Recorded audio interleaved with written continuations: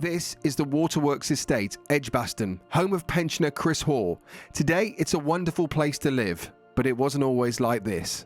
If you go back years ago, Edgbaston and Borstal Heath in particular were plagued with prostitution, drug taking. Even some of our shops were actually paying protection money. I wanted to move, and Maureen said to me, "No, you've got a brain, use it." I didn't know I had a brain, but over the years I learned that I have got one, so I did use it. With the estate plagued by crime and antisocial behaviour and drug dealers operating 40 crack dens, Chris decided to take a stand. So we campaigned to have the law changed on curb crawling. Within weeks the figures had just dropped. But that opened lots of doors for us. I was able to go and secure funding. I was able to buy cars for the police, stab vests, bicycles.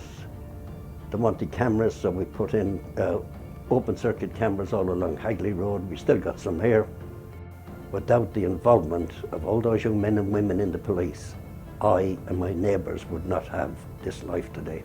To be fair, Chris is one of those guys that is quite infectious. To hear that people like Chris are taking things into their own hands by making us aware of situations, that allows us to do the patrols that we can do to help resolve the issues that Chris was suffering and the local residents were suffering around this local area. Right, Chris has had an amazing impact on the Laidwood area where he lives, stroke Edgbaston.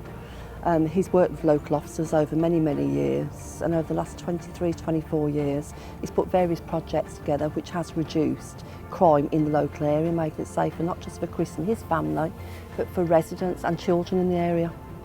News of how Chris had transformed the estate spread across Birmingham and beyond, with leaders from across the globe coming to see what lessons they could learn. I met the Prime Minister Gordon Brown, and then the last Friday of the month, for months, I would go to Downing Street. They would send me to Trafford Hall in Chester, along with 11 more people. Our titles were Home Office Accredited Community Crime Fighters. We were the first lot in the country to come through it. I went out in the community with Chris, and he showed me what he was doing. And from that, then I realised that he was the right person for me to work with the items that I can get, that he can certainly find a home for. What makes Chris even more special is the bond that he's built with people in local communities, not just residents, but people that have come into the community from other areas. This community it's probably, I would say, it's one of the closest communities I know of. Anybody can make a difference. If you go about it in the right way, just keep persevering. And that's the only way you can do it. You've got to keep trying, eventually you will succeed.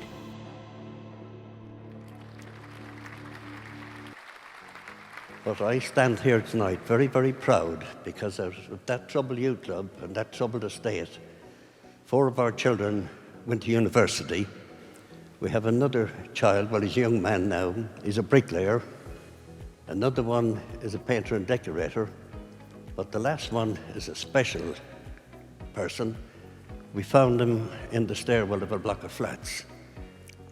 He wasn't sure who he was, and his own family kind of disowned him.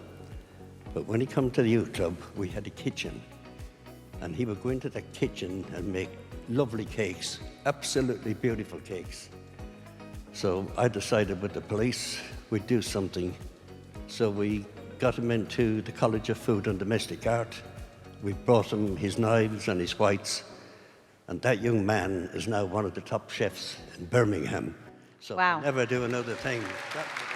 Well, listen, Chris, it is time to present you your trophy, and I'm delighted to welcome 2 outstanding actors from the West Midlands who could have probably done with your help, actually, tackling the antisocial behaviour when they were residents of Albert Square.